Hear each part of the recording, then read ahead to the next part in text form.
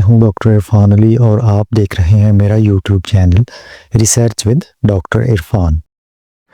जी, आज हम देखेंगे कि SPSS पे हम मेटा एनालिसिस कैसे करते हैं।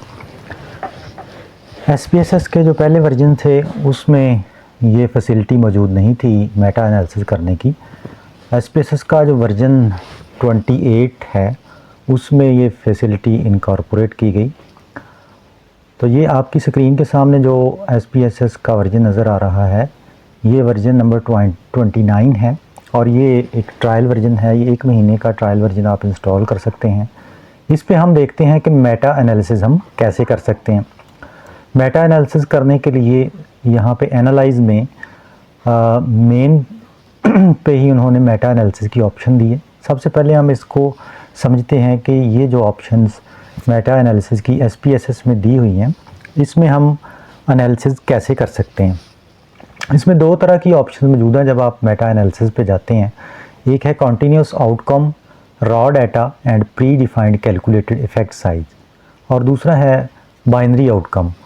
अगर आपके पास डाटा कोरिलेशन से रिलेटेड है, हम बेसिकली जो मेटा एनालिसिस से रिलेटेड स्टडीज़ हैं उनको 2 मेन हिस्सों में डिवाइड करते हैं।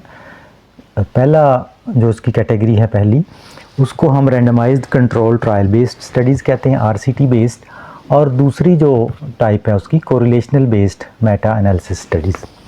जो correlational based meta analysis studies है उनका एनालिसिस करने के लिए हम कंटिन्यूस आउटकम और प्री कैलकुलेटेड इफ़ेक्ट साइज़ पे जाते हैं। अब यहाँ पे प्री कैलकुलेटेड इफ़ेक्ट साइज़ क्यों लिखा हुआ है?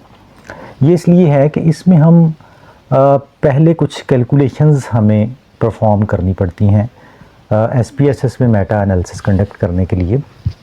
जो दूसरे सॉफ्टवेयर्स हैं जो स्पेशलाइज्ड हैं मेटा एनालिसिस के लिए, जैसे कम्प्रीहेंसिव मेटा एनालिसिस है, वो उसको हम जब देते हैं डाटा तो ऑटोमेटिकली वो कैलकुलेशंस कर लेता है, वो ट्रांसफॉर्म कर लेता है जो हम इफ़ेक्ट साइज़ हर स्टडी से लेते हैं उसको ऑटोमेटिकली फिशर जी में ट्रांसफॉर्म करके फिर वो आगे सारी कैलकुलेशंस करता है। SPSS में चूँकि ये फैसिलिटीज़ मौजूद नहीं हैं तो यहाँ पे हमने देना होता है प्री कैलकुलेटेड इफ़ेक्ट साइज़। अब इसमें सबसे पहले स्टेप आता है कि हम SPSS में मेटा एनालिसिस करने से पहले कुछ प्री कैलकुलेशंस हैं उनको कैलकुलेट करें और फिर हम SPSS को डाटा दें। जैसे ये हम correlational based meta analysis study करना चाह रहे हैं तो यहाँ पे सबसे पहली ऑप्शंस जो हमने डाटा देना होता है वो होता है इफ़ेक्ट साइज़। इफ़ेक्ट साइज़ के बाद सेकंड नंबर पे आता है, यहाँ से हमें कोई एक ऑप्शन चूज़ करनी होती है, स्टैंडर्ड एरर या वेरिएंस, जो भी डाटा हमारे पास मौजूद हो। उसके बाद नंबर 3 पे स्टडी ID और नंबर 4 पे स्टडी लेबल आ जाता है। तो ये डाटा हमें प्रोवाइड करना होता है। अब जब हम स्टडीज़ सेलेक्ट करते हैं किसी भी मेटा एनालिसिस को कंडक्ट करने के लिए तो हमें इफ़ेक्ट साइज़ तो मिल जाता है वहाँ से कोरिलेशन की वैल्यू, लेकिन हमें वहाँ से वेरिएंस या स्टैंडर्ड एरर जो है वो नहीं मिलता। हमें जो चीज़ें आसानी से मिलती हैं वो है कोरिलेशन की वैल्यू और सैम्पल साइज़। तो अब हम देखेंगे कि अब स्टडीज़ से तो हमने एक्सट्रैक्ट किया कोरिलेशन की वैल्यू और सैम्पल साइज़। अब हम उसको ट्रांसफॉर्म कैसे करते हैं, उसको प्री कैलकुलेट कैसे करते हैं कि जो डाटा SPSS में मेटा एनालिसिस करने के लिए रिक्वायर्ड है हमें वो चाहिए। तो इसके लिए हम एक वेबसाइट है, ये वेबसाइट है campbellcollaboration.org। ये एक कैलकुलेटर है। ये डेविड B. विल्सन ने एक बुक भी लिखी हुई है और इसी की बेस पे इसमें जो फार्मूलाज़ हैं उन फार्मूलाज़ की बेस पे ये कैलकुलेटर बनाया गया है। ये कैलकुलेटर ओपन कर लेते हैं, हम कोरिलेशन में जाते हैं। चूँकि ये स्टडी हम कोरिलेशन बेस्ड करना चाह रहे हैं तो इसमें डिफरेंट ऑप्शन मौजूद हैं।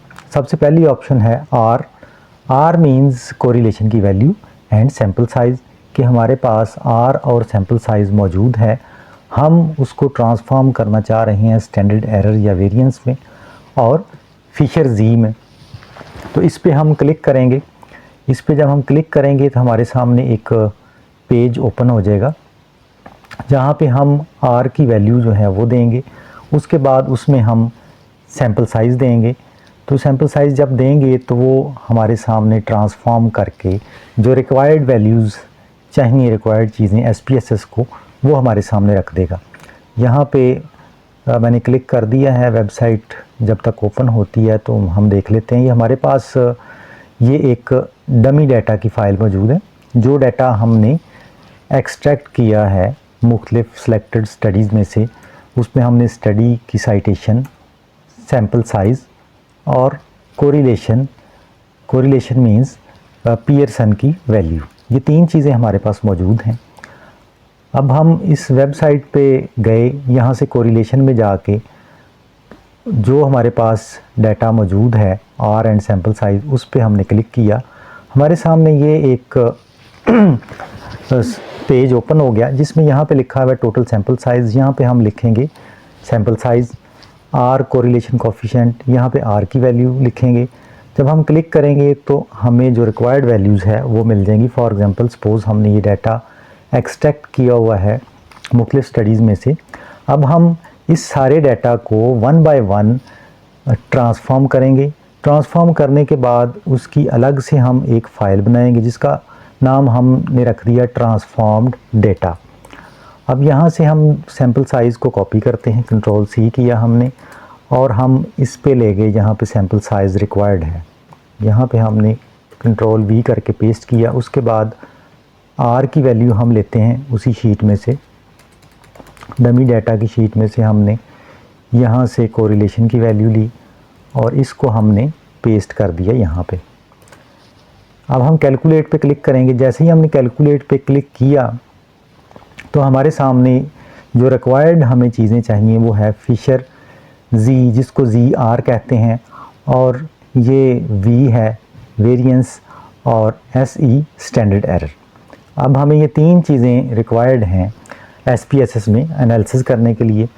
सबसे पहले हमने फिशर जी को कॉपी कर लिया। यहाँ पे हमने ट्रांसफॉर्म्ड फाइल जो बनाई है उसमें हमने स्टडी की साइटेशंस लिखी, और उसके बाद ZR यानी कि फिशर जी में जो ट्रांसफॉर्म हुआ उसको हमने ले लिया यहाँ से।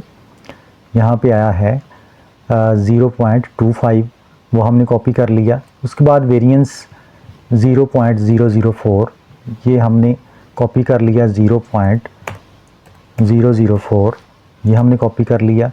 उसके बाद स्टैंडर्ड एरर 0.06, यहाँ पे 0.06 हमने टाइप कर लिया।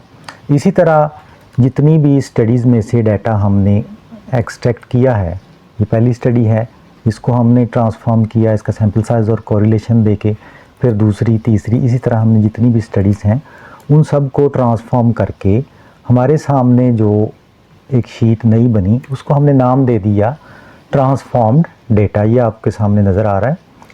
और यहाँ से हमने अब इस फाइल को लेके जाना है SPSS में।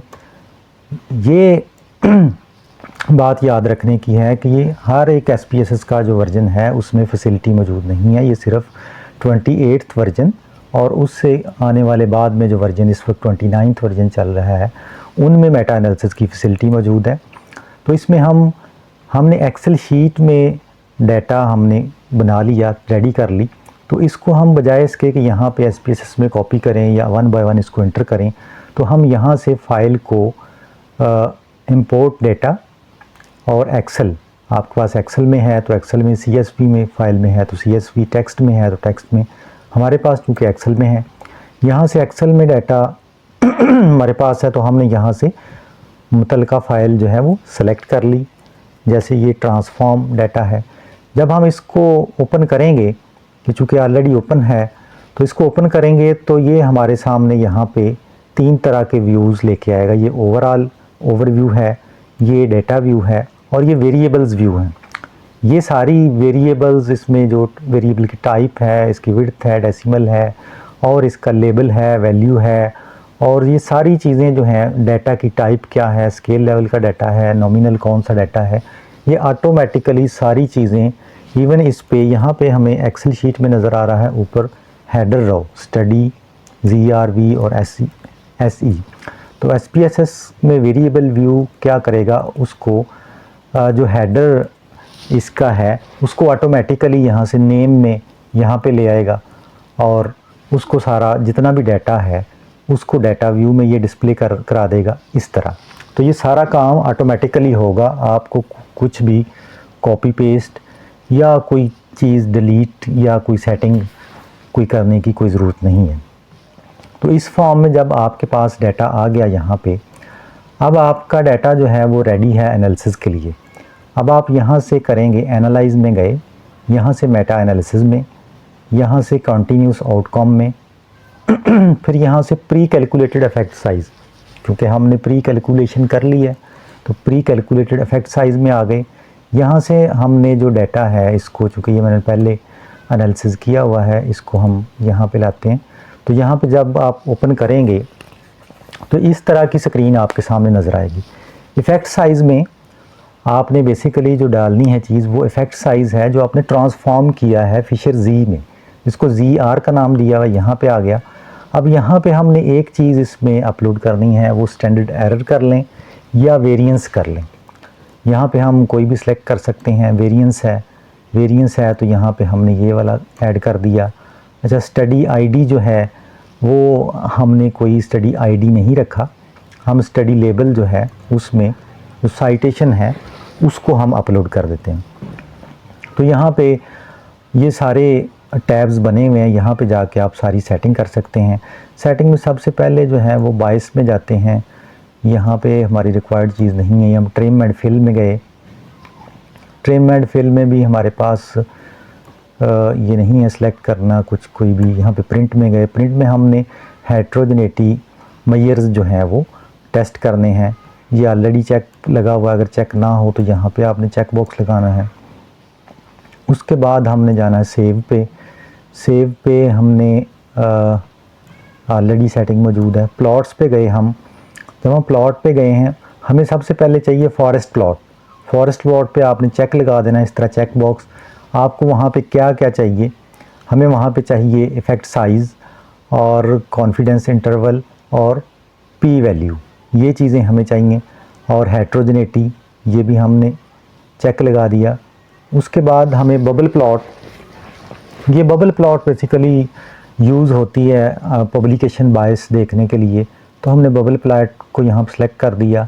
फनल प्लॉट, यहाँ पे फनल प्लॉट ये आई थिंक एरर दे रहा है। हाँ, हम बबल प्लॉट या फनल प्लॉट में से किसी एक को सिलेक्ट कर सकते हैं। हमने फनल प्लॉट को सिलेक्ट कर लिया और उसके बाद आप गैल्ब्रेथ प्लॉट को भी सिलेक्ट कर सकते हैं, या ऑलरेडी सिलेक्टेड है, अगर सिलेक्ट ना हो तो आप यहाँ से सिलेक्ट कर सकते हैं। तो हमने गैल्ब्रेथ प्लॉट को भी सिलेक्ट कर लिया। फनल प्लॉट और गैल्ब्रेथ प्लॉट के ज़रिए हम पब्लिकेशन बायस एनालिसिस करते हैं। अब हमने इसको कंटिन्यू पे क्लिक किया और हमने ओके किया। तो जैसे ही हमने ओके किया हमारे सामने ये एनालिसिस परफॉर्म होना शुरू हो गया। ये हमारे सामने स्क्रीन आ गई है। इसमें सबसे पहले मेटा एनालिसिस की समरी है कि समरी हमने मॉडल कौन सा यूज़ किया है, रैंडम इफेक्ट मॉडल है, उसमें डाटा टाइप कौन सी है, जो डाटा इनपुट हमने दी है एसपीएस को वो प्री कैलकुलेटेड है, आउटकम टाइप हमारे सामने क्या आएगी, और ये सारी चीज़ें जो बेसिक इन्फॉर्मेशन है। उसके बाद यहाँ पे इफ़ेक्ट साइज़ एस्टीमेट आ गया। इसको हम अगर देखें, ये स्टडी बाय स्टडी एनालिसिस है और यहाँ पे अगर हम देखेंगे हमें उसने सबसे पहले जो हमारी ज़रूरत की चीज़ है हेट्रोजेनिटी मेजर, यहाँ पे उसने आई स्क्वायर, टाउ स्क्वायर और एच स्क्वायर की वैल्यू दे दी। ये देखें आई स्क्वायर जो है वो परसेंटेज में वैल्यू आएगी, 68% इसमें हेट्रोजेनिटी है। उसके बाद उसने ये फॉरेस्ट प्लॉट दे दिया। फॉरेस्ट प्लॉट में स्टडी बाय स्टडी ये एनालिसिस है, P value, lower limit, upper limit और इफ़ेक्ट साइज़, और सबसे नीचे जो है ओवरऑल सबको कैलकुलेट करके ये हमारे सामने जो इफ़ेक्ट साइज़ आया वो 0.43 आया। उसके बाद यहाँ पे फनल प्लॉट आ गया। फनल प्लॉट का ग्राफ, इसके ज़रिए हम ये देखते हैं कि पब्लिकेशन बायसनेस है या नहीं है। उसके बाद ये गैल्ब्रेथ प्लॉट, गैल्ब्रेथ प्लॉट के ज़रिए भी हम मेजर करते हैं कि जो हमारा डाटा है उसमें पब्लिकेशन बायस है या नहीं है। अब हमारे सामने जो रिज़ल्ट आए उसमें से जो हमारा हाइपोथेसिस का रिज़ल्ट है या रिसर्च क्वेश्चन का, वो ओवरऑल इफ़ेक्ट साइज़ जो है वो 0.43 आ गया। अब 0.43 रिज़ल्ट हमारे सामने आया। अब एक्चुअल में ये रिज़ल्ट जो है ये फिशर Z है, क्योंकि हमने डाटा को ट्रांसफॉर्म करके हम लाए थे, तो ये फिशर Z है जिसको ZR हम कहते हैं। अब जब हमने इसको इंटरप्रेट करना है तो हमें दोबारा इसको जो ओरिजिनल कोरिलेशन है उसमें दोबारा कन्वर्ट करना पड़ेगा। तो उसके लिए हम सिंपल एक्सेल शीट में जाते हैं। यहाँ से हमने देख लिया कि हमारे सामने ओवरऑल रिज़ल्ट क्या आया है 0.43। हमने एक्सेल शीट में जाके 0.43 लिखा यहाँ पे। अब हम इसको ओरिजिनल फॉर्म में ट्रांसफॉर्म करने लगे हैं। अब यहाँ पे जो फार्मूला है जो ओरिजिनल फॉर्म में हम ट्रांसफॉर्म करते हैं, ये एक आर्टिकल है। उस आर्टिकल में हम देखते हैं ये फार्मूला, ये फार्मूला है, ये फार्मूला यहाँ पे हम इस फार्मूले की मदद से उसको ट्रांसफॉर्म कर सकते हैं, या फिर एक्सेल शीट में यहाँ पे ये वाली फिशर INV ये कमांड यूज़ करते हुए हम उसको दोबारा से जो ओरिजिनल कोरिलेशन है उसमें ट्रांसफॉर्म कर सकते हैं। तो इसको हम करते हैं, फिशर INV को हमने यहाँ से कॉपी कर लिया। यहाँ हम दोबारा गए एक्सेल में, यहाँ पे हमने जैसे हम फार्मूला लिखते हैं इक्वल साइन यहाँ पे हमने पेस्ट कर दिया। ये यहाँ पे हमने सेल रेफरेंस दिया, हमने यहाँ पे दिया, तो ये जो उसने ट्रांसफॉर्म करके हमें ओरिजिनल कोरिलेशन दिया वो है 0.40। अब आपने जो इंटरप्रेट करना है, जो वैल्यू कंसिडर करनी है, वो वैल्यू है 0.40। इसके बाद इस आर्टिकल को मैं आपको दिखा देता हूँ। ये आर्टिकल बेसिकली लिखा हुआ है SPSS पे ही, a tutorial on how to conduct meta analysis with IBM SPSS statistics. आप इस आर्टिकल की मदद से भी एनालिसिस जो है वो जो भी वीडियो में बताया गया है वो सीख सकते हैं। आर्टिकल में सारी डिटेल भी लिखी हुई है, और ये CDATE, SIN और दूसरे कुछ ऑथर्स हैं। तो इस तरह आप SPSS को यूज़ करते हुए अपना मेटा एनालिसिस कंडक्ट कर सकते हैं।